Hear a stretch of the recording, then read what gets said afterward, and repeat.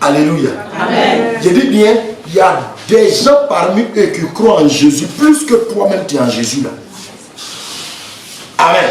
Amen. Maman, si je relève quoi? Regardez cette maman. Elle est chrétienne, ça fait plus de 20 ans. Son mari est musulman. Allez. Mais il fait un songe la nuit.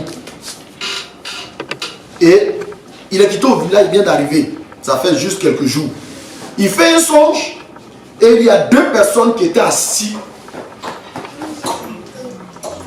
sur son dos, sa hache. Ils ont fait par là toute la nuit, et puis ils sont élevés. Matin, le voilà, il est. Il est quoi? Il est bloqué. Ça dit, si tu me trouves, on dirait quelqu'un qui a fait déjà 2 semaines de maladie. Alléluia. Amen. Oui, vous dites, il y a un musulman et puis il y a un musulman. De la même manière, il y a chrétien et puis il y a chrétien. Il y a des chrétiens qui sont venus pour que je prie pour eux, Dieu va les bénir. Regarde, tu n'as pas besoin pour que Dieu prie pour toi. Crois seulement et puis Dieu va te bénir. Amen. Oui, aussi, là, je cherche les chrétiens pour aller au ciel. Il ne cherche pas les chrétiens qui ont envie de bénédiction. Bénédiction, il peut y avoir sans Jésus. Amen. Amen. La seule chose qui intéresse à Dieu qui a fait que moi, je suis pasteur, j'ai arrêté ici, là, c'est ton âme et c'est mon âme. C'est tout. Je dis toujours, il y a eu tout le privilège de finir mes études. Dieu par sa grâce. Mais Dieu a décidé autrement. Donc je suis ici, là, je ne cherche pas les gens pour aller danser au bar. Je ne cherche pas les gens pour aller danser dans la rue. Je cherche les gens qui sont quittés au bar pour aller au ciel. Je ne cherche pas les gens qui sont à l'église qui sortent pour aller au bar. Je cherche les gens qui sont quittés au bar pour aller au ciel. Amen. Amen. Et je suis parti, j'ai prié pour lui. Il ne pouvait pas se lever. Quand il m'a vu, il voulait me faire plaisir. Il voulait faire l'effort de se lever. Il ne peut pas, il dit, il faut laisser coucher. Il dit, ton Jésus là, si tu ne le connais pas, moi je le connais. C'est mon Jésus. Il croyait tellement que si je prie pour lui, le Seigneur va faire quelque chose. Tellement il croyait. Quand il s'est couché, j'ai rendu grâce à Dieu. Quand j'ai touché, quand j'ai donné, ses reins ont craqué. Amen. Il m'a dit, j'ai senti que je peux maintenant bouger. C'est-à-dire la seconde qui suit, il s'est levé. Doucement, il s'est assis. Droit. Amen. Il lui a dit maintenant, lève-toi tout doucement. Le miracle ne s'opère pas. Les gens pensent que le miracle là, c'est quelqu'un qui s'embrouille. Non. Les ossements là, quand on a donné, les ossements sont venus doucement comme ça. Sont venus doucement comme ça. Et puis ils ont commencé à se mettre ensemble. Les ossements ne sont pas venus un coup. C'est pas comme ça, c'est fait. Souvent quand on prie pour les gens, on dit, lève-toi, faut marcher.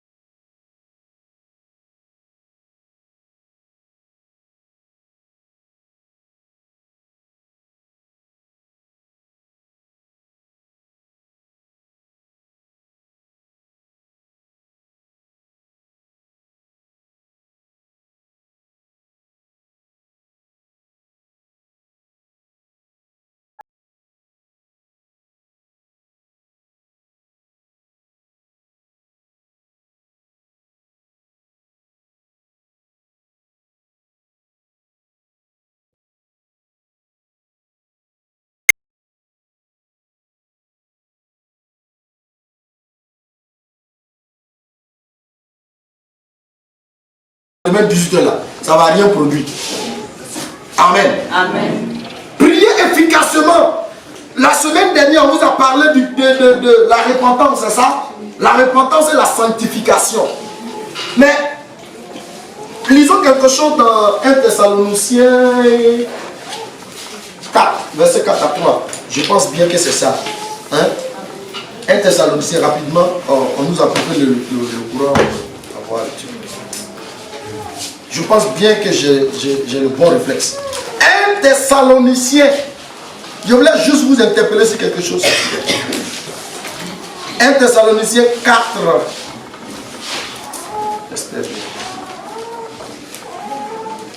Super. Vous êtes vaincus. 1 Thessaloniciens 4, le verset 3-4.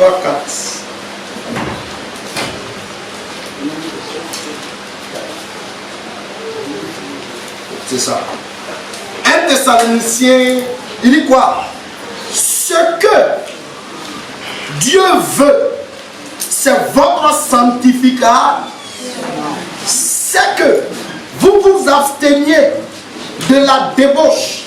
C'est que chacun de vous sache posséder son cœur et son corps plutôt dans la sainteté et dans quoi? L'honnêteté. Si tu es dans la sainteté, que tu es malhonnête là, Dieu n'est pas toi. Si tu es dans la sainteté et puis tu es malhonnête, Dieu n'est pas toi. Il y a des gens qui disent qu'ils sont dans la sainteté parce qu'ils ne cherchent pas mari de quelqu'un, ils n'ont pas de copains, ils n'ont pas de copines, mais ils sont malhonnêtes. C'est ce qu'il dit. Il dit ce que Dieu veut de toi et de moi là, c'est de rendre le corps d'abord saint, mais c'est d'être honnête, pas dans la malhonnête. Il y a des enfants de Dieu qui disent qu'ils aiment Dieu, ils disent qu'ils ont la foi, mais ils sont malhonnêtes. Ils grugent leurs propres frères en Christ. Ils grugent leurs propres amis de dehors. Et puis le dimanche, il vient témoigner pour dire que cette semaine a demandé que Dieu m'a béni. Il est quoi? Malhonnête. Et cette vie malhonnête là, Dieu n'est pas dedans. Il y a la malhonnêteté sanctifiée que les pasteurs appellent la foi. C'est de la malhonnêteté sanctifiée. Dieu n'a pas dit on n'a qu'à faire offrande pour payer voiture. On dit Dieu dit on n'a qu'à faire offrande pour payer voiture. Et regarde, c'est de la malhonnêteté sanctifiée. Parce que on vient, on libère la parole, les chrétiens là. Vous savez pourquoi vous appelez brebis? Vous savez pourquoi on l'appelle mouton? Brebis là c'est un mouton. Vous savez pourquoi? Vous savez pourquoi? Bon, qui a une fois vu un mouton? C'est pas de l'injure, mais il faut connaître les caractéristiques. Pourquoi Dieu n'a pas choisi cabri et puis il a choisi mouton? Cabri là, il est impoli. Donc si tu es chrétien que tu es impoli, tu n'es plus mouton, tu es cabri. Pourquoi Dieu n'a pas choisi loup et puis il a choisi quoi? Il a choisi quoi? Mouton, qui est brebis. Loup là, il fait quoi? Hein? Il est agressif, il est violent. Un chrétien qui est agressif, qui est violent, il n'est pas brebis, il est loup. Donc ça veut dire qu'il n'appartient pas au royaume. Un mouton, regardez mouton, mouton, j'ai dit bien mouton. Mouton là, quand tu le tapes ici, il est là. Quand tu le tapes ici, il est là. Quand tu le mets ici là, il est là. Ça veut dire mouton, il tourne dans son environnement. Tu as mis cabri ici. Tu t'en vas à la gare, il va te trouver à la gare. Vous avez vu mouton monter sur A. Tu as mis cabri en bas, il va t'appeler en haut. Tu as caché un mouton, tu l'as mis sur voiture, il ne va pas bouger, il va rester là en train de ruminer. Jusqu'à il va arriver. Cabri, un peu seulement il crie sauvez-moi, sauvez-moi. Il crie sauvez-moi, sauvez-moi. Cabri, c'est pourquoi Dieu a réfléchi. Et Dieu n'a pas dit ce sont mes cabris, mais il a dit plutôt ce sont mes brebis. Parce que les brebis sont faciles à gérer, sont faciles à encadrer. Ils ont un esprit d'obéissance. Ils ont un esprit de soumission. Donc quand tu n'es pas dans ce contexte-là, tu n'es plus brebis, tu n'es plus mouton, tu es devenu cabri ou bien tu es devenu loup. Tu retrouves, comment tu retrouves le chrétien et puis il est là.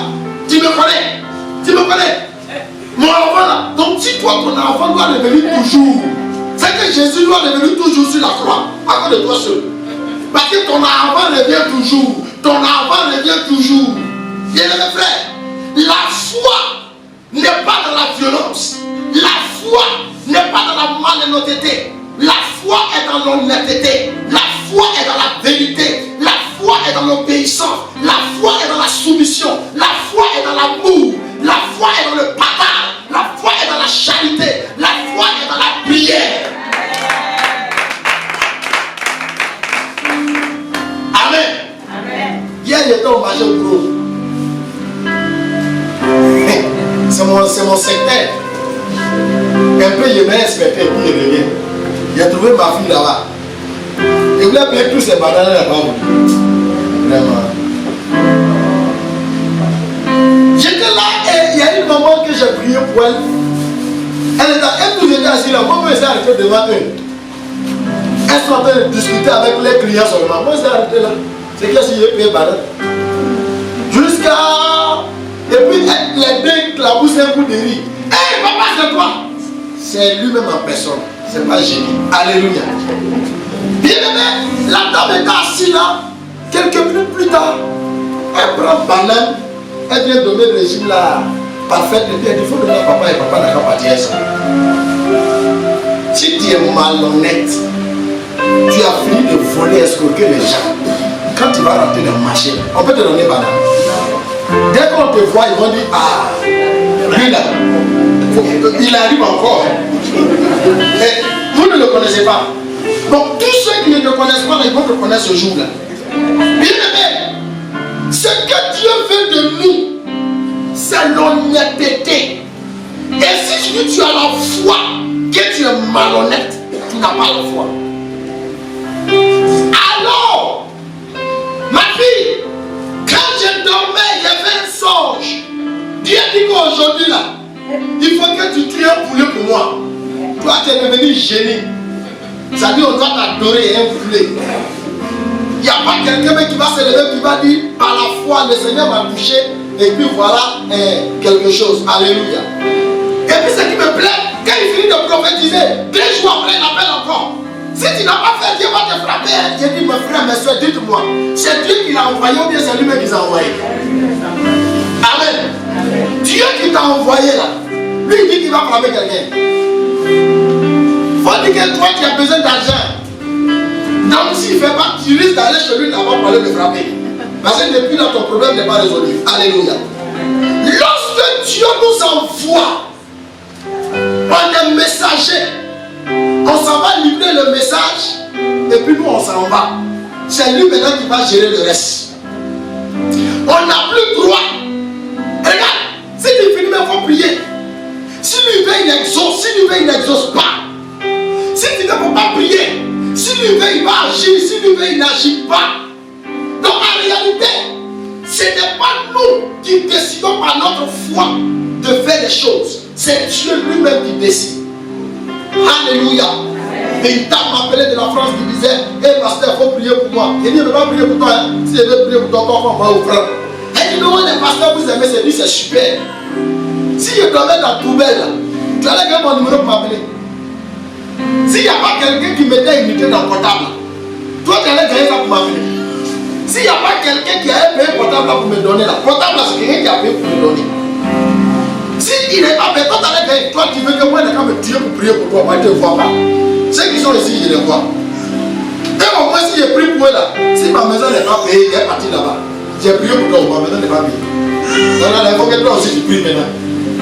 Ta prière là, tu connais. Alléluia. Amen. Mais toi, tu es là-bas. On n'a qu'à gêner, prier pour toi. Et puis quand on finit de gêner là, qui va payer fruit là pour que nous on coupe? Qui va payer l'eau là pour que nous on coupe? Tu peux faire offrande, tu fais offrande, on prie, tu peux faire offrande pour les chiens. Alléluia. Ça là, il n'y a pas parlé dedans, il n'y a pas un chiot, on n'a pas obligé. Au moins, quand tu es sage, On dit, hé papa, pardon, il faut me soutenir, j'ai compris. Quand c'est comme ça, c'est bon. Mais tu dis que les hommes de l'univers, ceux qui t'ont escroqué là, je ne suis pas eux. À ce moment, je suis ceux qui t'ont escroqué. Moi, je ne suis pas ceux qui t'ont escroqué. Et puis, même si tu t'ont escroqué, ça dépend de comment tu as fait ta foi. Amen. Si tu veux entendre toujours ce que tu ne dois pas entendre, mais tu veux entendre quelque chose que tu ne dois pas entendre, il faut qu'on construise ça pour te donner, c'est bien. C'est ce que vous ne comprenez pas. Chaque jour, tu as te réveillé. Alors, papa, tu n'as rien vu sur moi si j'ai vu quelque chose. Dieu dit que ce matin, tu dois fouiller dans ton porte-monnaie et tu dois faire une offrande. Et cette offrande va faire parler Dieu. Rabababa, Ribababa, Sakayababa, Sebekebayadara. Dès que tu demandes l'offrande, boum, babou, ça va parler. Amen. Parce que l'offrande même là, ça fait parler Dieu. Si vous ne savez pas, l'offrande là, ça fait parler Dieu. Et puis si tu as gêné pendant 21 jours, tu n'as pas entendu la voix de Dieu. Prends une offrande, viens sur l'autel, dépose. Dis Seigneur, voici mon action de grâce. Et regarde, tu ne vas même pas te retourner, il va te parler. L'offrande même là, ça fait parler Dieu. Quand un homme de Dieu est dans un tourment où il n'a qu'à prendre une offrande, aller vers un papa et puis se lever. Regarde, là-bas, si Dieu ne lui a pas parlé, sur la route, Dieu va lui parler. Alléluia. Amen. Il y a beaucoup de choses. Donc ça veut dire que même le diable sait que aussi avec l'offrande, il faut que le démon parle. Depuis quand quelqu'un allait chez un féticheur, chez un marabout, et puis tu n'as rien déposé, puis comme ça, la cosa va parler. Hein? Ça veut dire que le mystère de l'offrande même là, ça fait parler Dieu. Et voilà pourquoi Balak, pour parler à Dieu, pour qu'il maudit le peuple d'Israël par rapport à Balak, qu'est-ce qu'il a fait? Il a bâti 7 hôtels. Ça dit 1, 2, 3 jusqu'à 7. Il a eu 7 troupeaux. Il a eu 7 béliers. Et les 7 là, il a mis un peu plus un mouton sur chaque hôtel. Un peu sur un mouton, ça fait 14 animaux. Alléluia. Et les 14 animaux, vous savez pourquoi? Parce qu'il veut que Dieu lui parle et puis lui, il va maudire le peuple de Dieu. Vous ne pouvez pas comprendre. Et c'est ce mystère que les musulmans ont compris. Il y a quelqu'un qui m'a posé la question de savoir pourquoi les musulmans sont chrétiens des vies prospères. Mais c'est ce mystère qu'ils ont compris. De la même manière qu'ils aimaient sacrifier dans le monde, là, quand ils viennent dans le Seigneur, ils aiment faire ça aussi. Et ça marche. Vous comprenez? Et ça marche. Les gens me posent toujours la question de savoir comment t'as-tu fait? Comment t'as-tu fait? Comment t'as-tu fait? Et ils ont 30 ans de ministère, moi il n'est pas 30 ans encore. Comment t'as-tu fait? Tout est toujours content. Il y a un mystère qui est là. Donnez, donnez, il vous sera donné. Donnez, donnez, il vous sera donné. Si tu ne donnes pas, tu ne reçois pas. Lisez dans la Bible. Quand vous partez demander crédit à la banque, quand il y a peu là, on te donne peu. Quand l'autre a beaucoup, on lui donne comment? Beaucoup. Et la Bible écrit clairement. Il dit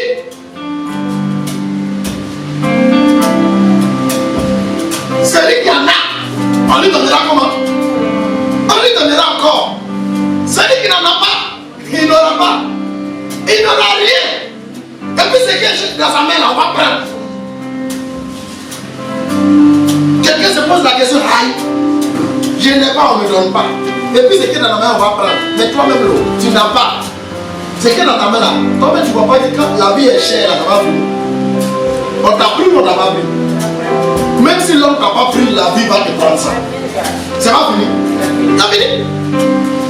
Mais il dit celui, normalement, on devait renverser. Celui qui n'en a pas, on devait donner beaucoup. Et puis celui qui en a beaucoup, on devait donner un peu. Mais le Seigneur lui-même dit, on ne fait pas comme ça. Celui qui en a beaucoup là, on lui donnera encore. Celui qui n'en a pas là, on ne lui donnera rien. Et en plus de ce qui est dans sa main, on va lui faire quoi? On va tout prendre. Écoute-moi, que chaque jour tu t'assois, je n'ai rien, je n'ai rien, je n'ai rien, je n'ai rien. Rien n'est égal à 0. 0 plus 1 milliard, ça fait 0.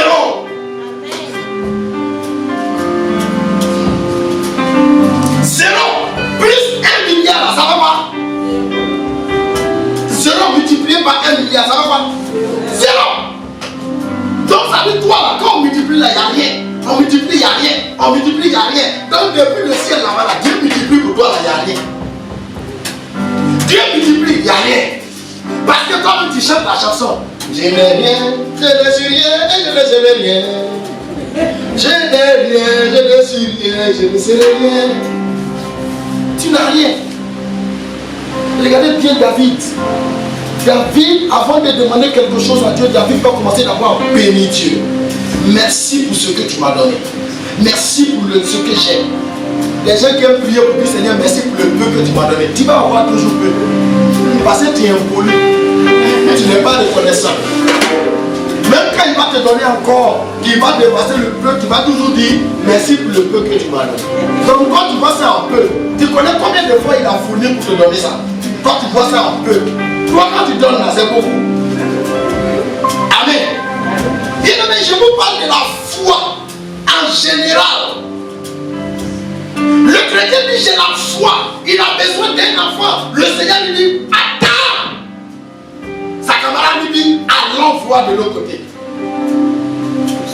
C'est ça affaire de la femme affaire de notre maman Ève et puis Adam. Il dit elle a dit au serpent, ah c'est Dieu qui a dit ça à Adam. Tu vois non? Le fait même d'avoir dit que c'est Dieu qui a dit ça à Adam démontrait déjà une faiblesse. Ça veut dire que tu ne crois pas. Amen. Il vient on dit, qu'est-ce qu'il a dit? Il dit la Bible dit. Il dit, est-ce que la Bible a réellement dit? Il dit, ah, c'est ce qu'ils ont écrit. C'est ce qu'ils ont écrit. Donc ça veut dire que tu ne crois pas. Et si tu ne crois pas, tu vas croire autre chose. Amen. Bien, la foi, même quand tu l'as, elle va te conduire dans les épreuves. Même quand tu as la foi, elle va te conduire dans les épreuves. J'ai eu un accident. Le personnel a fait tonneau quand on partait dans cette mission-là. Mais la voiture là, moi j'étais assis dedans quand le Seigneur me disait que la voiture va faire accident. Avant ça, lorsque je dirigeais, on avait une veillée. Mais avant la veille, je prêchais un dimanche comme ça. Et je prêchais sur la foi. C'était sur la foi que je prêchais. Ce jour-là, ce n'était pas la foi en général. Je prêchais sur la puissance de la foi. Bien aimé, la puissance de la foi, tout le monde l'appelle la puissance de la foi, mais tout le monde a la foi. La puissance de la foi, c'est ce que même tous les hommes de Dieu n'ont pas la puissance de la foi, mais ils ont la foi. Parce que la puissance de la foi, c'est aller sans retour. Ça veut dire que tu n'as pas le droit de jeter un regard derrière. C'est aller seulement. Même quand tu vois l'obstacle. Regardez, Moïse avait la puissance de la foi. Moïse a entendu la voix du Seigneur. Il a dit, mais je fais comment? Il a dit, mais il faut partir. Il dit, mais quand je vais arriver, on dira c'est quel Dieu qui m'a envoyé. Il dit, il faut lui dire que je suis. Je suis qui veut dire Jésus. Il a parlé. Il lui a dit, mais qui t'a envoyé pour venir nous défendre? Il était découragé. Mais il s'est rappelé que le Seigneur lui dit, va sauver mon peuple. Il a dit, donc prenez la voie du désert. Quand ils ont pris le désert, Moïse, pour lui, en 1 heure, 2 heures, en 3 jours, ils vont sortir. Ils ont commencé à tourner en rond. Vous savez pourquoi? Parce que le peuple qui le suivait ne croyait pas ce qu'il a dit. Donc il fallait les caractériser par un nouveau comportement. Quelqu'un dit, moi depuis j'ai pris là, ma situation là, il faut commencer à te fâcher contre ce que Dieu a commencé à faire pour eux là. Pour eux là, la situation n'a pas duré. Quand ils ont fini là, ils ont sorti, ils ont quitté l'église, ils sont partis laisser la barre, ils sont partis laisser la maquille. Donc maintenant, il faut que pour toi là, là comme ça, quand tu vas sortir là, tu ne vas pas changer d'église, tu vas pas changer de Dieu. Alléluia. Donc il faut commencer à te fâcher contre les premières personnes. Quand Dieu a continué de la bénir, ils ont préféré sortir de l'église. Il dit, ah, Dieu il est amour. Ce cantique là, ça me plaît. Dieu il est amour. Vous n'avez pas l'idée de comprendre l'amour de Dieu. Pourquoi il est amour et puis nous tous on va pas au ciel? Pourquoi il est amour? Il est miséricordieux et puis nous tous là. Normalement, librement, on devrait se retrouver au ciel. Alléluia. Bien mes frères, fuyons la foi de Thomas. Et ayons la foi d'Abraham. La foi de Thomas dit, il faut que je vois avant de croire. Économisez vos souffles. Marc 16, 1 à 5. C'est que vous le notez. Matthieu 28, verset 5 à 10. Jean 20, verset 24 à 31. Moi, je ne lis pas, hein. Vous pouvez lire ça. Marc 16, 1 à 5.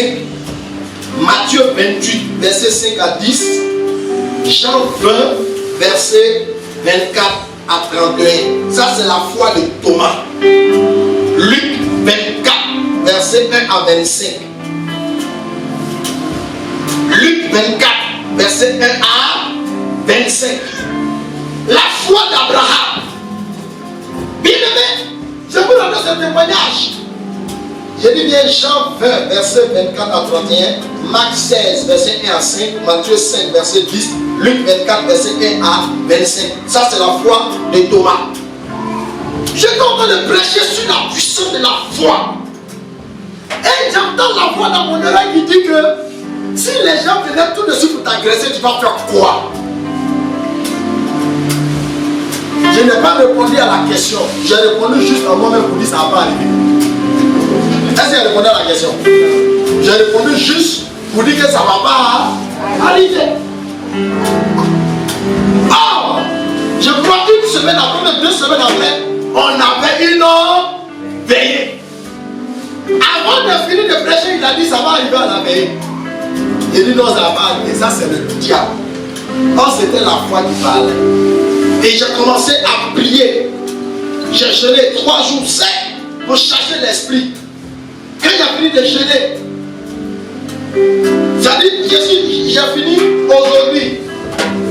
Au moment où j'ai rendu grâce à Dieu, il dit ça va arriver. Alléluia. Ça, on ne peut pas dire ça aux chrétiens. Même on ne peut pas dire ça à ceux qui sont à côté. Il faut supporter ta chose dans ton cœur. Et on est allé à la veillée. Là, moi je ne prêche pas. Mais j'étais arrêté sur l'autel comme ça. Et puis je suis le morceau, je marche. Qui sait pourquoi je marche? Personne ne sait pourquoi je marche. Mais je suis en train d'intercéder. Seigneur, voici tes enfants. Si vraiment cela arrive, comment vont faire ces enfants-là? Alléluia. Ce jour-là, il y a des personnes qu'on ne connaît pas. Ils ont garé taxi des familles qui sont venues à la veillée. Ils ont garé, ça dit, ce sont des pères de famille, ils sont venus déposer des enfants à la veillée. Et puis ils sont partis rouler. Et quelqu'un, au moins autour de minuit, 1h du matin, ils sont venus maintenant pour prier. Bien aimé, ce jour-là, il y a la police qui est passée dans les rayons, c'est-à-dire les CCD ou les enfants, ils sont passés dans les rayons, tout ça. La veillée était vraiment, la louange là, oh non, mais quand tu es vers la gare là-bas, la louange là, mais ça devait bouger les pieds comme ça. Bien aimé frère, rien au rappel a fini. Il était 2 heures. Quand il a fini, et qu'on entamait le 2e louange comme ça pour passer au 2e orateur, il n'y a pas encore dedans. On a vu les envahisseurs là. Puis l'autre, celui qui est rentré par la porte pastorale, on salue avec Amish. 3 ou 4 autres avec machette. Et puis il y a le dernier, lui il avait un chevron qui vaut mon mollet là. Denis. Ça dit ce chevron là, si tu tapes, tu vas plus vite. Et celui qui a arme, plus le chevron sont rentrés du pastoral. Et les autres sont rentrés. Personne ne sort, personne ne rentre. Je viens de réaliser qu'on ne prêche pas sur la foi comme ça. Là où je suis, je dois manifester la puissance et la foi. Je suis en face de la réalité. Ça n'a rien à voir avec prêcher la vie. Mes frères, prêcher la patience et manifester la patience, c'est 2 événements différents. C'est 2 milieux différents. Oh, sois patient! Sois patient! Va voir l'homme de Dieu qui prêche son patient là. Tu vas voir que lui-même il est impatient. Oh Seigneur, mais je ne comprends pas. J'ai pris pour les autres. Ça marche, mais depuis là, ça fait 2 ans. Ça fait 3 ans. Et la colère monte dans son cœur. La colère monte dans son cœur. Quand il prie maintenant pour toi, là, sa colère est là. Mais ça ne m'a plus pour même là. Mais on fait comment même? Ça ne m'a plus pour eux. Ça ne m'a plus pour eux. Mon frère, tu vas durer là. Tu vas durer. Pasteur, tu vas durer. Prophète, tu vas durer. Évangéliste, tu vas durer. Docteur, tu vas durer. Parce que tu n'as pas encore compris ce que Dieu veut faire avec toi. Tu n'as pas encore compris là où Dieu veut passer avec toi. Tu n'as pas encore compris là où Dieu veut te déposer. Je suis arrêté face, l'autre là, quand je m'approche, il fait comme ça.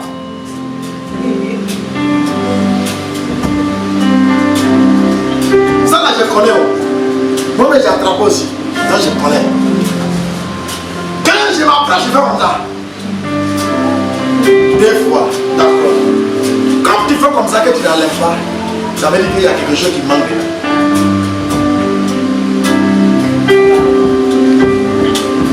Ça se passe ici. Les autres, lui, la autre taille, son poing là, il a suspendu ça comme ça. Comme la Bible pour combattre Satan. Il a ça comme ça, lui, bouge pas. Hein. Lui, il a ça comme ça. Donc ça veut dire qu'à tout moment, il peut libérer. Donc tu vois, quand tu tiens ta Bible, c'est comme ça. Fais. Bon, là, je ne sais pas si c'est un feu, mais c'est moi, je mets le feu. Je regarde là-bas. Tout le monde est quitté, tout le monde est venu se mettre sur l'autel. Le pasteur ne m'aime pas. Vous riez, le pasteur ne m'aime pas. Tout le monde a quitté le lieu, tout le monde est passé derrière. Et je crois que l'intercession, c'est le pasteur ne veut pas. Mais quand plus ils viennent derrière, plus toi tu avances. Comment c'est pas ça? Plus ils passent derrière, plus qu'ils sont beaucoup. Donc tu oublies, même si tu ne veux pas avancer, tu vas avancer. Alléluia. Et j'avais la main dans ma poche. J'avais porté un costume.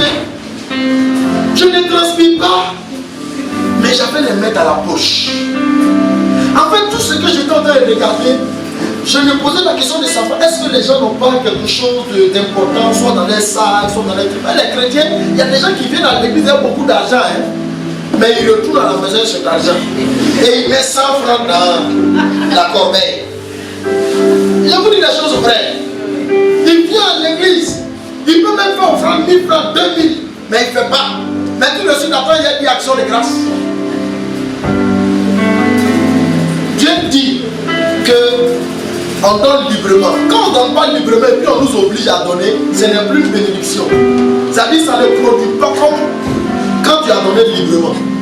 Amen. Amen. Et je suis descendu de l'hôtel. Ils ont pris un sac d'un de mes pasteurs assistants. Ils ont pris au moins 2 ou 3 sacs, c'est-à-dire les hôtesses. Je vous ai dit, si vous ne priez pas, c'est comme ça. C'est les hôtesses qui sont à la porte là-bas. Les sacs, tout ça là. Ils ont pris les sacs. Et pendant que j'étais arrêté, j'ai senti comme une puissance qui est descendue en moi. Ça dit, je ne voyais plus les machettes, je ne voyais plus le PA qu'il a en main, je ne voyais plus ça. Mais je sentais que j'avais une force surnaturelle qui dépassait eux. Et le Seigneur m'a accordé une voix. La voix là, c'est comme la voix d'un lion. C'est-à-dire ma voix est devenue d'une manière grosse. Quand j'ai commencé à avancer là, ils ont commencé à reculer. Ceux qui sont ici là. Quand j'ai fait comme ça, allez. Ceux qui sont là-bas, allez, tout le monde. Je les ai soumis un peu, puis bon, je les ai laissés. Mais le dernier qui avait, comment on appelle ça? Hein?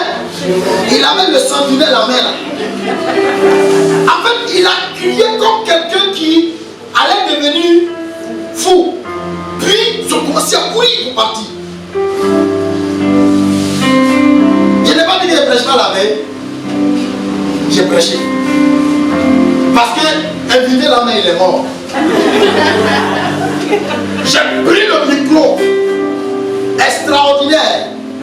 Tout le monde a oublié qu'il y a eu agression. Le dimanche, c'était un témoignage houleux. Et ce jour-là, de la manière que quand on a fait samedi, il y a des gens que Dieu a bénis. À partir de ce jour-là, mais écoutez, c'est toi qui peux me faire prier encore.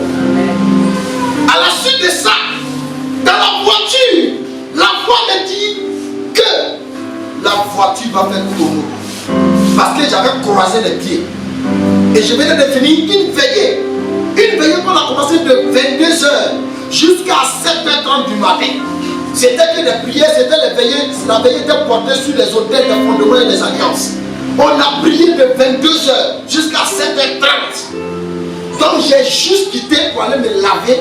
Et puis on a pris la voiture pour, comment on appelle ça, à Zopé.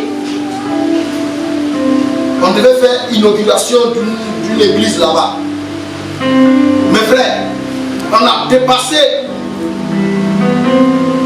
Non, on a dépassé à pied, un truc comme ça. Avant de trouver à pied là, je suis la première parole qui dit: est-ce que vous faites accident? J'ai dit non, ça ne va pas arriver. Que tu es avec nous, pourquoi on fait accident? Il dit décourage tes pieds. J'ai découragé mes pieds. Au moment où on rentrait à pied, il y a une moto qui est sortie comme ça. On était nez à nez.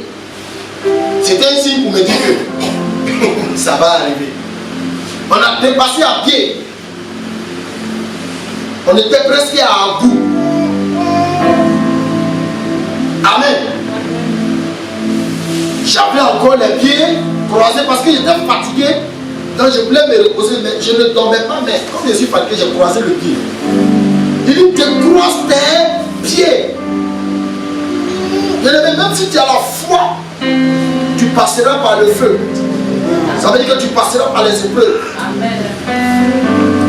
Nous tous on va mourir, mais que nous tous on meurt dans la foi divine de Jésus-Christ. Et on était à quelques mètres d'Agou. Non, on avait dépassé Agou. On était à quelques kilomètres d'Azopé. Regardez, le ciel est devenu bizarrement nuagé, façon noire, façon, et puis il y a un vent qui a frappé de la droite vers la gauche. La voiture a fait un peu comme ça, on a fait flic, dans le ravin là-bas. L'accident s'est produit.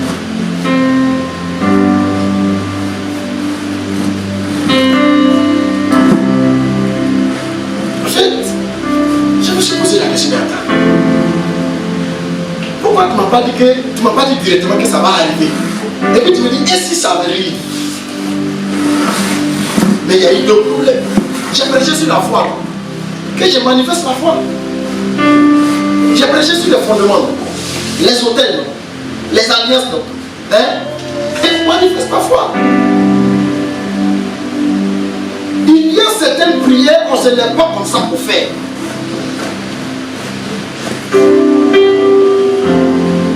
C'est pas de l'onction qu'il s'agit. Même quand tu as la foi, il faut entendre la voix du Seigneur. Et il faut obéir à la voix de Dieu. Quand on est sorti, nous étions, il y avait une petite fille de peut-être, je ne sais pas, 2 ou 3 ans. 2 ans et demi, 3 ans comme ça. Elle est sortie de la vitre en avant. Bon, elle était en arrière, elle était dans l'arrière. C'est-à-dire qu'elle nous a dépassé tout ce qu'elle est sortie de la vitre en avant. Son mollet, tout ce qu'il a commencé à enlever. Elle était avec sa grand-mère qui était avec nous. C'est une jeune dame. Elle aussi son pied comme ça. Tout ça là, ça a enlevé. Moi j'étais assis devant. Je ne suis pas sorti. J'étais assis devant. Moi c'est mon ici, la paupière là qui est enlevée. C'est ouvert.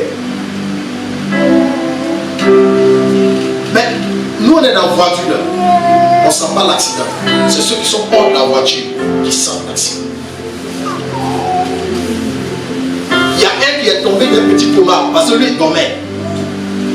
Donc lui il est resté dans un petit coma en même temps. Et on est sorti par l'aide des autres véhicules. Quand la gendarmerie d'Agou est venue, ils ont dit non, tout le monde est mort. Le CV là, il dit non, tout le monde est mort. 10 personnes est mort. Tous ceux qui sont dans la voiture, ils sont là. Il dit lui là c'est qui? On a dit là c'est le prophète, là c'est le pasteur, là c'est le pasteur. Et tous sont les chrétiens. Il dit ah, je comprends pourquoi. Ils ne sont pas morts. Amen. Ma femme venait d'accoucher, mon fils, le premier, il était encore bébé. Et qu'on est quitté, elle n'a pas eu de nos nouvelles parce que mon téléphone est bousillé, tout est perdu. On nous a transporté directement à l'hôpital général d'Assoubé. Pendant qu'on était à l'hôpital général d'Assoubé, celui qui était dans le coma là, il est resté dans le coma jusqu'à se réveiller à 17h. Celui qui était assis, qui dit qu'il n'a rien eu là, ça dit autour de 14h là, il a commencé à partir dans le coma. Parce que le choc s'est produit à l'intérieur, pas à l'extérieur. Moi j'étais assis comme ça, et puis je regardais tout le monde dormir. Ça là c'est fermé. Et ça là c'est le monde qui voit. Et j'étais assis quand ils ont essayé de faire la texture assis. Regardez. Et ils ont parlé avec moi jusqu'à... Le monsieur là, il me disait cette phrase. Il a dit, quand tu es un bon homme de Dieu. J'ai dit, mais comment? Il me dit, tu es trop serré. En fait, moi j'imagine ma foi que j'ai prêché dessus. Je suis en train d'imaginer le combat qu'on a fait de 22h à 7h30 du matin. Bien mes frères, quand on a la foi, on peut pleurer, mais on ne doit pas abandonner. Quand on a la foi, on peut couler les larmes, mais on n'abandonne pas. Quand on a la foi, on peut être malade, mais on ne mourra pas maintenant. Quand on a la foi, cette foi-là peut nous envoyer au ciel, donc on peut mourir aussi. Quand on a la foi, il peut arriver tout ce qui peut arriver, mais à cause de ce nom qu'on appelle Jésus, on demeure vivant. Amen. Alléluia. Amen. Les gens pensent qu'ils ont la foi pour une petite chose. Depuis on a prié là, ça ne change pas. Et il y a des gens qui me plaisent bien. Depuis on fait offrande là. La Bible dit quand on donne avec un cœur libre. Non, depuis moi je donne là, je ne vois rien. Mais tu ne peux rien voir, puisque tu es ivoirien. Tu ne peux rien voir, parce que ce que toi tu veux voir, c'est en fait c'est une échange que tu fais avec Dieu. Ouais Seigneur, tu vois non, moi je te donne 5 000. Père, toi tu as mis en D, tu as mis en A, ça voilà, Père c'est ça, merci, Dieu te bénisse. Et puis la vie. Donc lui, quand il a su chauder à la maison là, on doit forcément l'envoyer 10 000. Mais quand il est sorti de la mort, il ne voit pas que Dieu a fait quelque chose pour lui. Bien mes frères, la foi d'Abraham lui a donné de pleurer pendant 25 ans. Sa femme a pleuré pendant 25 ans. Et je vous dis, même quand tu as la foi, tu vas tomber, tu vas pécher. Il dit à quelqu'un, même si tu as la foi, tu vas pécher. Sarah était tellement découragée qu'il a dit à Abraham, il faut prendre qui? Il faut prendre Agar. Agar n'a pas volé Abraham, c'est Sarah qui a donné. Comme aujourd'hui, il y a des gens quand ils n'ont pas d'enfant, ils disent à leurs camarades de venir coucher avec leur mari pour faire enfant. Demain maintenant quand la camarade devient la femme, tu dis non, c'est la sorcellerie. Quelle sorcellerie? La sorcière c'est toi-même, sinon c'est pas la sorcellerie de ta famille. Comme toi, parce que tu n'as pas enfant, tu pries Dieu, tu dis non, comme il n'est pas enfant, j'ai laissé ma camarade va coucher avec. Du moment où ta camarade voit la nudité de ton mari, elle devient la femme. Et il n'aura plus aucune intimité de camaraderie. Ça va devenir intimité de quoi? Hein? Riba. C'est ça? Tu as venu t'asseoir, tu ne vas pas dire la vérité au pasteur, tu as venu au pasteur, il faut prier pour moi. Depuis là, je ne comprends pas mon mari, il est toujours derrière ma camarade. Qu'est-ce que toi tu as fait et puis il est toujours derrière ta camarade? Alléluia. Amen. Si toi tu parles ton père insulter ton mari et que ta camarade te dit, il ne faut pas faire, c'est pas bon. Il faut savoir que ta camarade sera le bon ami de ton mari. Et ton mari sera le bon ami de ta camarade. Parce que comme tu es impoli là, l'autre est bon impoli. Donc ça fait que les deux vont faire ce qu'on appelle une fusion. Et en finalité, ton mari va avoir pour confident ta camarade. Et ta camarade aura pour confident ton mari. Et ils seront des meilleurs confidents, plus des meilleures familles. Sarah a dit, prends ma servante, malgré qu'elle a cru.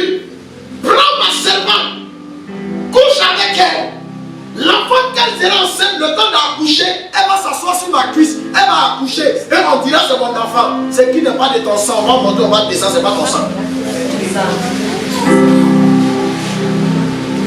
Si tu veux, il faut nourrir l'enfant de quelqu'un, quand il va commencer à travailler. Un jour va venir où le lien de sang va commencer à réclamer. Et le lien de sang va le faire chercher ses propres parents. Même si tu ne dis pas, il va trouver. C'est mon enfant bien aimé, c'est mon enfant bien aimé. En tout cas, il faut bien réfléchir. Tu le fais par la foi, parce que la foi c'est aussi l'amour. 25 ans, quand elle a pris grossesse, avant elle marchait comment? Elle marchait comme ça. Voilà comment elle marchait avant, elle faisait comme ça. Oui, ma servante, c'est pas ça? Oui, ma maîtresse, c'est pas ça? Quand elle a pris grossesse, elle marche comment? C'est comme ça qu'elle marche maintenant. Pourquoi? Parce que ce que tu as vu là, j'ai vu aussi. Ce que tu vois tous les jours là. Je vois ça maintenant, je vois et puis toi tu n'as rien. Et puis toi tu penses que tu es femme. Tu n'es pas femme, c'est moi je suis femme. Alléluia. Elle est partie voir Abraham. Pour dire Abraham, mais voici le comportement de ma servante. Abraham a dit quoi? Il faut aller régler ça avec elle. Est-ce que c'est Abraham qui a demandé à coucher ça? C'est pas toi qui as fait. S'il avait refusé, tu allais dire qu'il ne t'aime pas. Il a fait, tu dis encore qu'il te crée un problème. C'est pourquoi on dit en théologie, si tu n'écoutes pas ta femme à la maison, forcément tu vas écouter une femme au dehors. Forcé. Si tu dis que ta femme là, ton papa dit, ta maman dit qu'il ne faut pas écouter les femmes, il faut savoir que tu vas écouter une femme au dehors. Comme je disais, papa il dit, et puis c'est vrai, tu vois le gros gaillard, quand il insulte sa femme à la maison là, la femme fait pitié. Mais une petite fille comme ça, le trimballe comme ça, le choco, c'est-à-dire le tour comme ça qu'elle le fait coucher, il dit, faut faire comme si tu es un mouton, fais bon.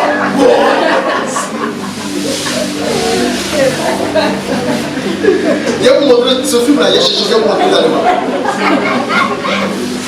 Elle dit, tu veux ça là, non, c'est ça là que tu veux. Il dit oui. Il dit, faut faire comme si tu es un mouton. Et puis il fait, non.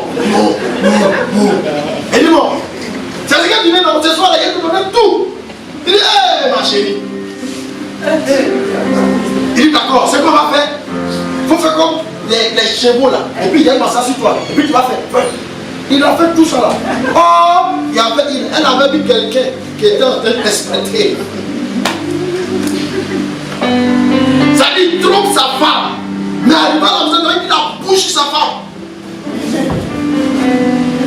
Elle aussi, elle a pris ça, elle a dit, tu vois alors. Donc c'est comme ça que tu fais à ta femme. Tu n'es rien. Si tu continues de jeter ta femme, tu lui fais ça, je vais lui montrer ça. Elle est devenue petite. Il maigrit seulement, pas il mange. Mais il maigrit seulement. Alléluia. Sarah, après 25 ans, dans ces années de 25 ans, Abraham a gardé la foi. Mais sa foi ne l'a pas empêché de faire quoi? De coucher avec. C'est vrai, on va déterminer plusieurs raisons. C'est parce qu'il voulait satisfaire sa femme, c'est parce qu'il ne voulait pas. Mais en fait, chez Dieu, il n'y a pas de raison. Chez Dieu, là, le oui est oui, le non est non. C'est-à-dire, je n'ai rien pour justifier pourquoi je ne suis pas venu à l'église. Il n'y a pas de justification chez Dieu pour ça. Non, c'est parce que, ouais, comme je devais aller au marché, comme je devais aller travailler, comme je devais... En fait, j'ai trop travaillé la semaine, je devais me reposer. Chez Dieu, il n'y a pas d'excuse. Il n'y a rien que tu peux prendre pour te défendre chez Dieu. Ça n'existe pas. Parce que le temps qu'il a déposé sur la terre, c'est toi-même qui gères ça. Est-ce que c'est Dieu qui gère notre temps? Est-ce que c'est Dieu qui gère notre temps? Tout de suite là, si tu décides de te lever pour sortir là, qui va t'empêcher? Ça veut dire que c'est toi qui gères ton temps. Si aujourd'hui, tu dis que tu ne manges pas, qui va te frapper pour ça? Personne. Même un enfant, quand il ne mange pas aujourd'hui, on dit ok, quand tu seras prêt, tu nous dis. Ou bien c'est pas ça. Donc il n'y a personne. C'est qui sous-entend que tu n'as pas de justification chez Dieu. Il n'y en a pas. Il dit non, je n'ai pas eu l'argent, ça peut dire que je ne suis pas venu. Du lundi jusqu'au samedi, tu n'as pas mangé. Tu ne t'es pas déplacé pour aller quelque part où tu as payé le transport. Tu ne savais pas que j'avais besoin de silence que 500 000 francs pour venir à l'église. Je n'ai pas mis ça à côté. Mais tu as eu la foi pour dire que je sais que quand dimanche j'ai avoir l'argent. C'est tout comme ça que tu as manifesté ta foi. Il faut réserver ce qui te sert. Comme tu réserves ton argent de marché là, il faut réserver ce qui te sert à venir dans la maison de Dieu. Il faut réserver ça. Il y a des gens même qui payent des cercueils avant de mourir. Ou bien, vous pouvez faire tous les carreaux de sa famille avant de mourir. Il ne connaît pas le jour où il allait mourir, mais il a préparé avant de mourir. Le jour où tu viens à l'église, regardez, toi tu viens à l'église, tu dis à Dieu, la semaine va commencer. Il faut que je sois au travail à 7 h. Aide-moi à être au travail à 7 h. Et maintenant, quand dimanche arrive, tu dis non. Ça fait quoi? On va se reposer un peu. Il y a l'erreur que tu fais. Toi, tu le pries pour que tu ailles travailler pour le monde. Il n'a qu'à t'aider, il n'a qu'à te protéger, il n'a qu'à venir sur toi. Et maintenant que c'est son tour que tu viens faire pour lui, tu lui dis, il n'a qu'à passer. Quand tu as fini de lui dire tous les fois, tu lui dis, il n'a qu'à patienter pour son tour. Et à ton tour, maintenant, quand il va te dire de patienter, toi tu t'énerves. Depuis là, tu m'as promis, tu ne le fais pas. Depuis là, tu m'as promis, tu ne le fais pas. Alors, mais toi aussi, il faut patienter pour voir. Quand on patiente, ça fait comment? Quand on patiente là, ça dérange ou ça ne dérange pas? Quand on patiente là, ça brûle le cœur ou ça ne brûle pas? Abraham a patienté 25 ans. 25 ans, ce n'est pas 25 jours. Ce n'est pas 25 mois. 25 années. J'ai vu des couples qui se sont mariés. Ils ont fait 10 ans de mariage, ils n'ont pas d'enfant. Souvent, c'est la 12e année. Il y a d'autres, mais c'est la 20e année qui ont eu enfant. Mais vous connaissez le nombre de patience qu'ils ont mis? Souvent, même là, ils sont là, ils prient jusqu'à souvent, même quand on est en train de présenter les enfants des autres à l'église, on dit ah, ça là, mais ne vient pas à l'église aujourd'hui. Parce qu'ils vont se moquer de moi, ils vont rire de moi. Mais regardez, si on ne rit pas de toi, tu ne peux pas exceller. Si on ne se moque pas de toi, Dieu ne peut pas te voir. Amen. Vous n'avez pas compris. Amen. Quand on se moque de toi et puis tu coules les larmes là, Dieu te voit bien. Amen. Mais quand on t'acclame là, Dieu là, il te donne dos. Tu ne m'as pas compris même. Amen. Vous pensez que moquerie là c'est mauvais? C'est une bonne chose chez Dieu. Quand on se moque de toi, et ce qui est bizarre, quand on se moque de toi, quand tu pries là, Dieu ne répond pas. Quelqu'un n'a pas dit le contraire. Quand on se moque de toi, on rit de toi, quand tu pries là, il n'y a pas songe, il n'y a pas vision, il n'y a pas parole de connaissance. Tu sais ce qu'il y a? C'est discernement. C'est l'esprit de discernement maintenant qui est là. Il ne fait rien. Il veut voir jusqu'à où ton cœur peut supporter. C'est ce qu'il veut voir. Jusqu'à où ton cœur peut supporter. Quand tu dis Seigneur, Seigneur, il veut voir jusqu'à où ton cœur peut supporter Seigneur, Seigneur. Les épreuves dans la foi. Abraham, 25 années. Genèse 12, verset 1 à 2. Genèse 15, verset 5 à 6. Alléluia. Amen. Ah! Genèse 12, verset 1 à 2. Genèse 15, verset 5 à 6. Pourquoi on appelle Abraham le père de la foi? Pourquoi on appelle Abraham la foi qu'Abraham a fait? On appelle ça la foi surnaturelle. C'est parce que Abraham ne connaissait même pas le Dieu qu'il appelait. Abraham ne savait pas qui était ce Dieu. Abraham ne savait pas que ce Dieu qui lui parle, il est qui même. Abraham ne savait pas où Dieu l'envoyait. Mais Abraham a obéi. Je vous dis, tu peux te promener dans 17 églises, 40 églises, si tu veux même avoir partir aux États-Unis. Mais tant que tu n'as pas rencontré l'homme de Dieu qu'il faut pour toi, rien ne va changer. Amen. Tu verras ce qu'on appelle des signes dans ta vie. Pour atteindre les prodiges. Non, pour atteindre les prodiges. Pour atteindre les miracles, ça serait compliqué. Le jour où tu vas rencontrer l'homme de Dieu, la terre de bénédiction qu'il faut là, tu vas voir que petites choses là, toi pour toi là, ça avance. Alléluia. Amen. L'Éternel dit à Abraham, va-t'en de ton pays. On appelle ça séparation. Je ne vais pas prêcher sur ça aujourd'hui. Je vais vous prêcher sur la séparation après. Il dit, va-t'en de ton pays. Dans mon pays, j'ai maison. Dans mon pays, j'ai l'argent. Dans mon pays, j'ai champ. Dans mon pays, j'ai mes frères. Dans mon pays, j'ai mes soeurs. Dans mon pays, j'ai tout ce qu'il faut pour être à l'aise. Et la voix dit à Abraham, quitte dans ton pays, sors de ta patrie. C'est pas toi de ton père, c'est pas toi de ta mère, c'est pas toi de ton argent, c'est pas toi de ta maison, c'est pas toi de tes frères, c'est pas toi de tout ce que tu aimes. Et va dans la maison. Et de la maison de ton père, mais va dans le pays que je te montrerai. Qui peut s'asseoir ici et puis le Seigneur lui dit, faut te lever, tu vas aller à tout le bleu et puis il va partir. Tu pries, le Seigneur dit va à tout le bleu. Tu dis, mais je ne connais personne à tout le bleu. Il dit, va à tout le bleu. Il dit, mais qui je connais à tout le bleu? Il dit, va à tout le bleu. Tu poses toujours la question, mais je connais qui là-bas? Abraham certainement posé la question à Dieu. Là où tu m'envoies, je ne connais pas là-bas. Je ne connais personne là-bas. Mais je m'en vais faire quoi là-bas? Je n'ai pas de maison, je n'ai pas de terre. Comment je fais? Mais je vais te dire, celui qui t'envoie a déjà préparé ta maison. Celui qui t'envoie a déjà préparé l'ordre de ta vie. Celui qui t'envoie a déjà préparé la terre. Celui qui t'envoie a déjà préparé la clé de ta chambre. Il dit, je ferai de toi une grande nation.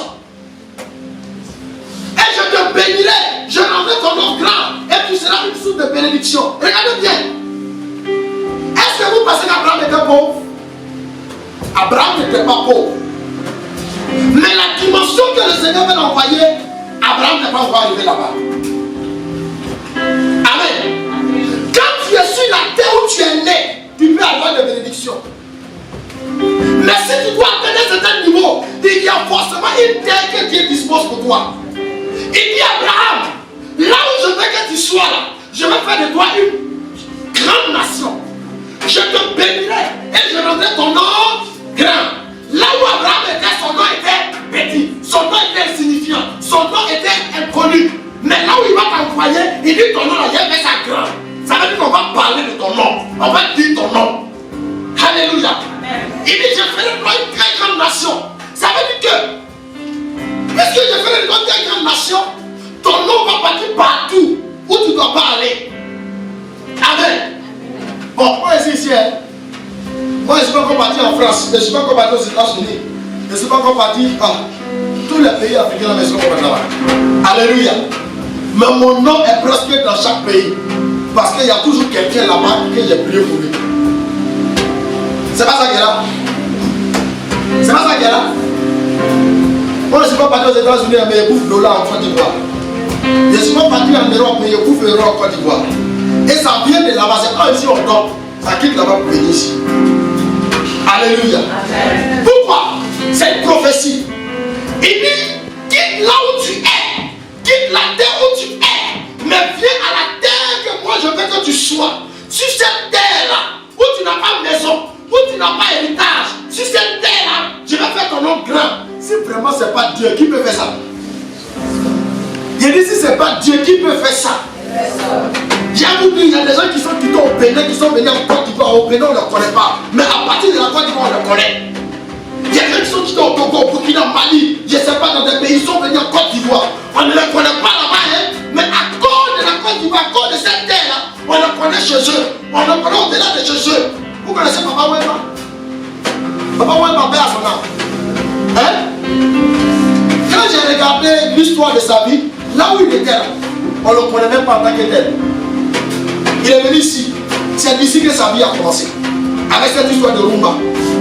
Mais si on vous dit que le monsieur là, son nom traverse tout son pays. Pour aller ailleurs, vous n'allez pas croire.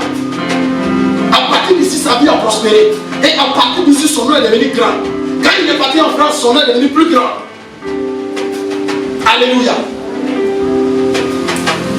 Il dit, écoute la voix de Dieu et manifeste la foi parce que tu entends la parole de Dieu. Il dit, je te bénirai, je rendrai ton nom grand et tu seras une source de bénédiction. Quand il dit que tu seras une source de bénédiction, il dit, on travaille de toi, beaucoup d'autres vont devenir aussi une nation.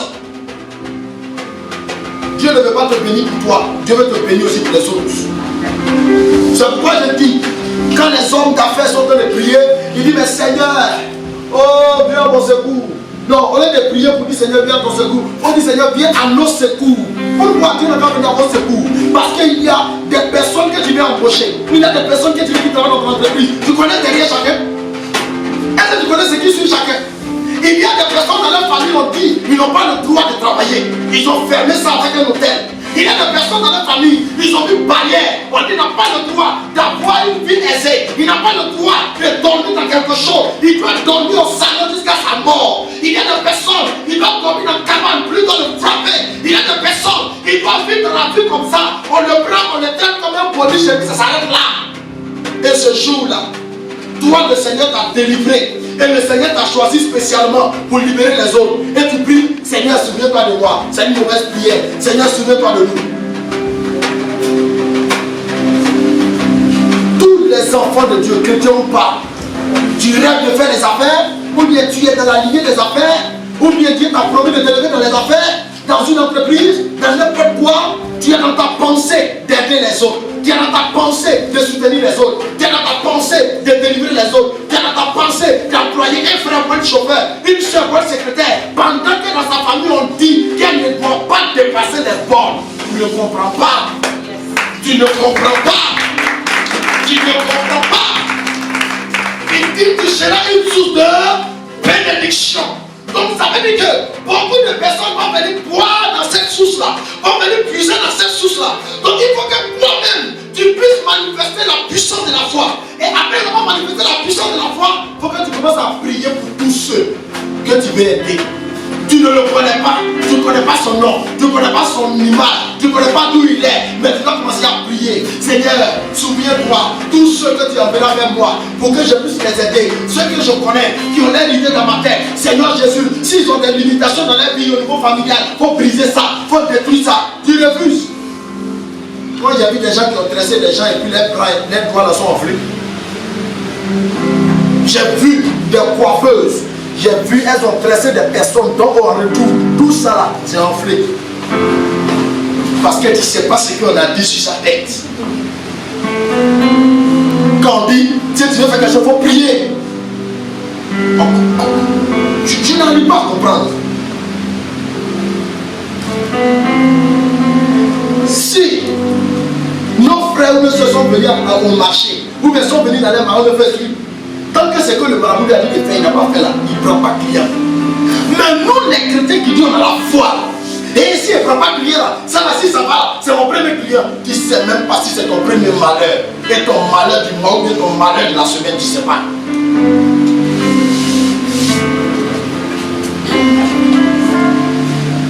Tu n'as pas compris, qu'il attend, et que tu pries d'abord. Si Dieu l'a envoyé pour manger, il va manger. Si Dieu n'a pas envoyé pour manger, il va partir. Mais tu auras la vie chaude. Souvent, ça sort, on dit oui, depuis le matin là, et ils ont payé mon marchandise, mais rien même ne va. Mais qui a payé ta marchandise d'abord? Il faut prier d'abord avant que tu ne vends ta marchandise, il faut prier. Parce que tous les matins, ce n'est pas tous les clients qui viennent se promener, qui se promènent de l'argent normal. Il y a des gens qui retirent leur argent sur les hôtels sataniques. Il y a des gens qui retirent leur argent dans des canaries. Ils retirent leur argent dans des bois, dans des grottes. Et ils viennent pour payer pour que la journée là, toi ta vie soit mélangée. Il y a des gens qui ont vendu pendant la journée. Quand ils se réveillent, ils disent quoi? J'ai vendu mais je ne vois même pas mon argent. Qui a payé ta marchandise le premier?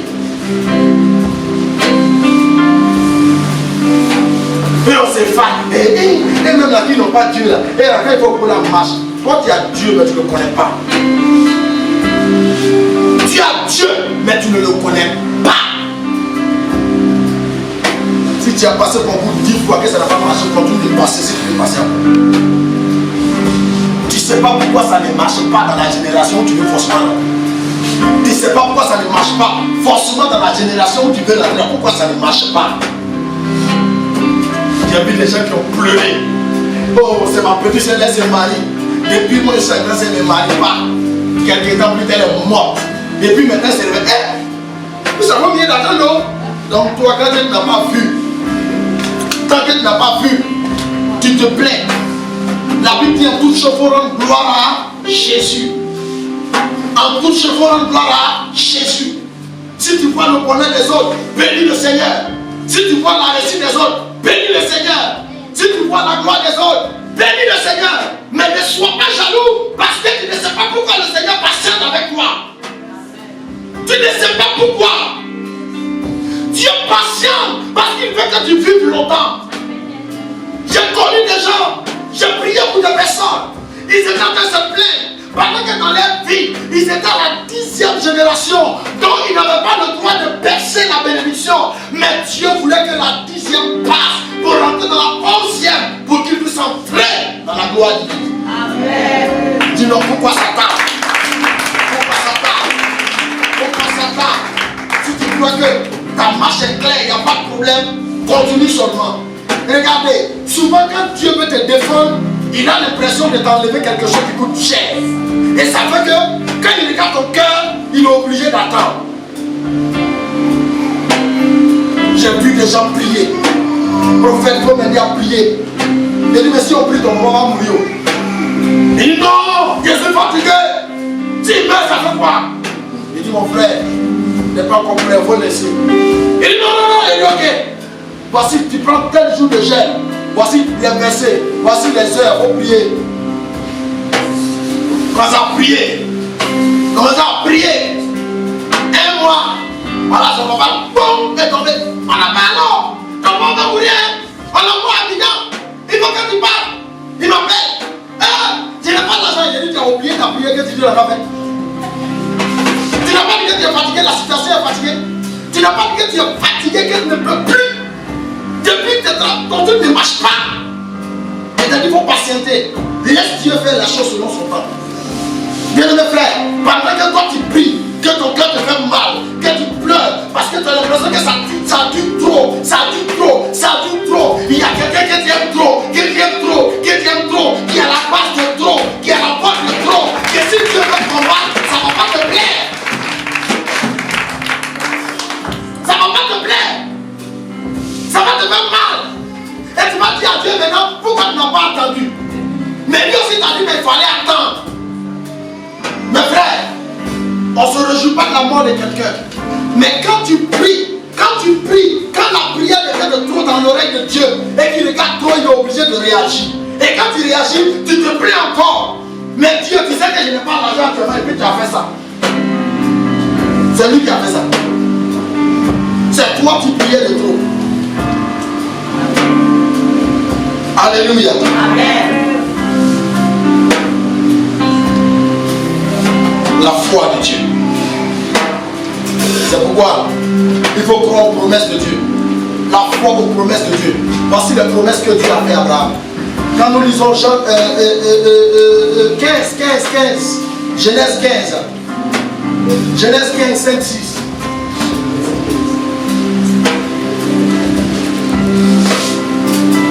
Alors, il faut prendre Jean 14. Prends-moi Jean 14, verset 12 à 14. Rapidement. Je vais aller plus vite. Je vais terminer.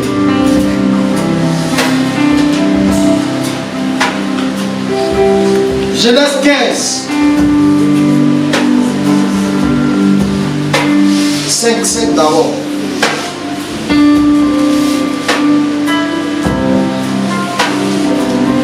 Et après l'avoir conduit dehors, il dit, regarde vers le ciel et compte les étoiles. Si tu peux les compter, il lui dit, telle sera ta postérité. Ça veut dire que, quand il dit et après, ça veut dire qu'Abraham était dans les épreuves. Ça veut dire qu'Abraham était dans les épreuves. Et Abraham se posait des multitudes de questions. Et il a dit à Abraham, regarde. Parce qu'Abraham se dit, mais jusqu'à l'heure là, je n'ai pas encore d'enfant. Tu dis que je vais avoir hérité, jusqu'à l'heure là, je n'ai pas encore d'enfant. Et ça nous arrive nous tous, non? Ça fait depuis 5 ans Dieu prophétise sur ta vie. Ça fait 10 ans Dieu prophétise sur ta vie. Tu ne rencontres même pas les rayons du soleil de celui-même par qui Dieu doit passer. Mais une chose est sûre, il tient à sa parole. Amen. Alléluia. Amen. Une chose est sûre, il tient à sa parole. Moi-même j'attends aussi l'accomplissement de la prophétie de Dieu. Moi-même je te prêche, mais moi aussi j'attends la prophétie qu'il a dit sur moi là, j'attends ça aussi. Alléluia. Donc nous tous on est dans le même bateau de Noé là. Nous tous on est dans le même bateau de Noé là, on est dedans. Même si c'est moi j'ai le moteur là, mais il y a une prophétie qui est sur moi aussi. Même si c'est moi j'ai le bois et puis je suis en train de guider là, mais il y a une prophétie sur moi aussi. Même la bonne qui est chez toi, que tu ne considères pas, il y a une prophétie sur elle. Même le boniche qui est chez toi, que tu ne considères pas, il y a une prophétie sur lui. C'est toi qui penses qu'il n'y a pas de prophétie, il y a une prophétie chez chacun de nous. Alléluia. Amen. Il vient de regarder dans les cieux. Et c'est sûr et certain qu'Abraham ne peut pas compter les étoiles. Point barre, Abraham doit garder la foi. Ça s'arrête là. Allons verset 6. Abraham eut confiance en l'Éternel, qui lui imputa à justice. Mais vous allez comprendre une chose, que je ne vais pas pousser loin parce qu'il y a déjà prêché de suicide. Regardez son nom était quoi? Son nom était quoi? Abraham. Abraham. Ça veut dire Père élevé. Maintenant, Père élevé là, est-ce que c'est Dieu tout-puissant?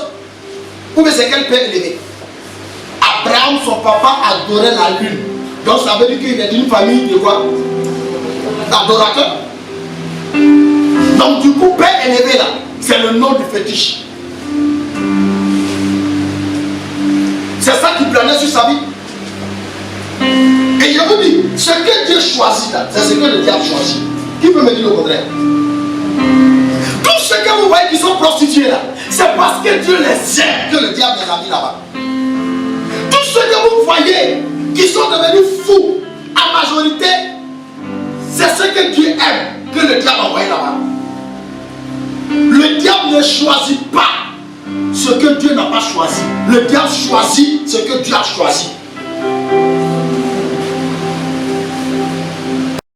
Ce que le diable a choisi là, c'est ce que vous êtes. Regardez les fous. Il y a un fou là, moi je le connais à longtemps. Ils ont fait que de 2000, il est là, il vit. Ils ont fait 2009, 2010, il est là, il vit. Pourtant, il y a des gens qui étaient assis chez eux, bien content qu'on ne peut pas les quitter là-bas, quand c'est tombé sur le pont, on les dort dans la rue. Mais pas là, la traversée. Pas là, la pas touché. Ça vous dit quelque chose? Il fallait que Dieu donne un nouveau nom à Abraham. Ça veut dire, au lieu d'Abraham, il va lui dire Abraham, le père des multitudes. Ça veut dire quoi? Il y a un changement dans son